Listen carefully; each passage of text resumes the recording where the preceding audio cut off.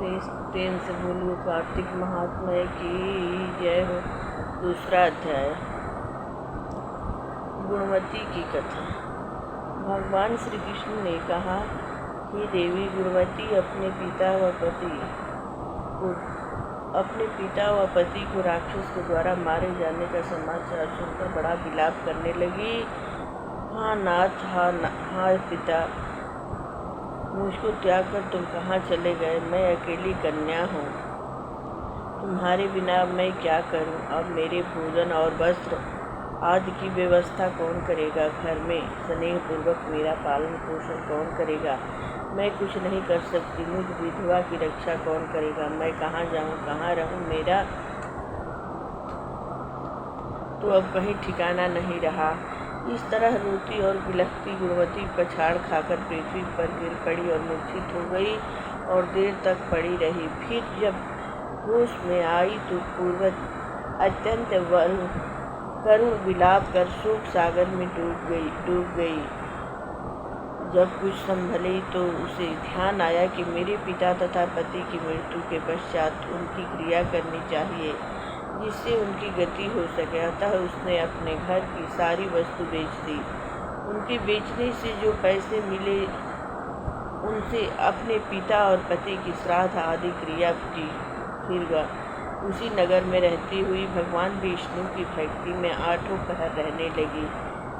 उसने जन्म से लेकर मृत्यु तक नियम पूर्वक सारी एकादशियों के व्रत और कार्तिक के महीने में उपवास तथा व्रत किए। हे प्रिय, एकादशी और कार्तिक व्रत मुझको बड़े ही प्यारे हैं। मुक्ति भुक्ति पुत्र तथा संपत्ति को देने वाले परम पवित्र है। जो मनुष्य कार्तिक मास में जब तुला राशि पर सूर्य आता है सवेरे उठकर स्नान करते हैं, व्रत उपासना करते हैं, वह मुझे बहुत ही प्यारे हैं।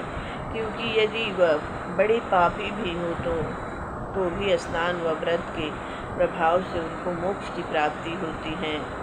जो मनुष्य कार्तिक में स्नान, जागरण, दीपदान तथा तुलसी के वृक्ष की रक्षा करते हैं वह साक्षात विष्णु भगवान के तुल्य है। जो मनुष्य कार्तिक मास में मंदिर में झाड़ू लगाते हैं, स्वास्तिक बनाते हैं और विष्णु पूजा करते हैं वह जीवन मुक्त हो जाते हैं। यह सुनकर गुणवती भी प्रति वर्ष मन लगाकर कार्तिक का व्रत और भगवान विष्णु का पूजन करने लगी। हे प्रिय, एक बार वह ज्वरग्रस्त थी और दुबली हो गई थी।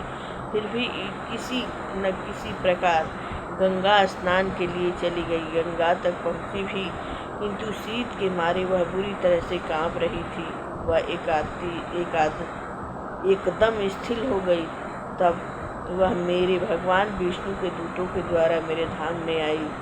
उसके पश्चात ब्रह्मा आदि देवताओं की प्रार्थना पर जब मैंने कृष्ण का अवतार लिया तो उस समय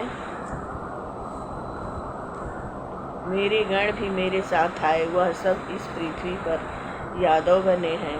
तुम्हारे पिता जो कि पूर्व जन्म में देव शर्मा थे, इस समय सत्राजित हैं। पूर्व जन्म में चंद्र शर्मा जो तुम्हारा पति था वह आकू हैं। और हे भामिनी, तू ही वह गुणवती है। यह कार्तिक व्रत का ही प्रताप है जिससे कि तू मेरी अर्धांगिनी बनी है। पूर्व जन्म में तुमने मेरे मंदिर के द्वार पर तुलसी का पौधा लगाया था। वह इस समय तेरे महलों के आंगन में कल्प वृक्ष के रूप में खड़ा है। तुमने जो उस जन्म में दीपदान किया था उसके कारण तुम्हारी देह सुंदर है, तुम्हारे शरीर में शोभा है, घर में साक्षात लक्ष्मी निवास करती हैं।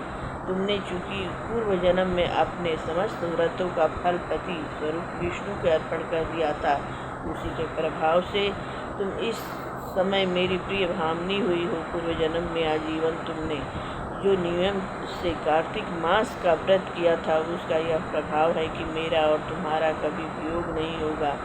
इस प्रकार जो कोई कार्तिक मास में व्रत आदि करते हैं वह मुझे तुम्हारे ही समान प्यारे हैं।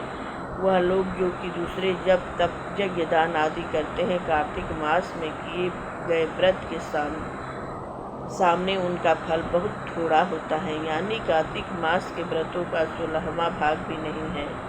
इस तरह से सत्यभामा भगवान श्री कृष्णचंद्र जी महाराज से अपने पूर्व जन्म के पुण्य का प्रभाव सुनकर अति प्रसन्न हुई प्रेम से बोलिए कृष्ण मुरारी द्वारिकाधीश प्रभु की जय हो। द्वितीय अध्याय समाप्त। प्रेम से बोलिए तुलसी माता की जय हो।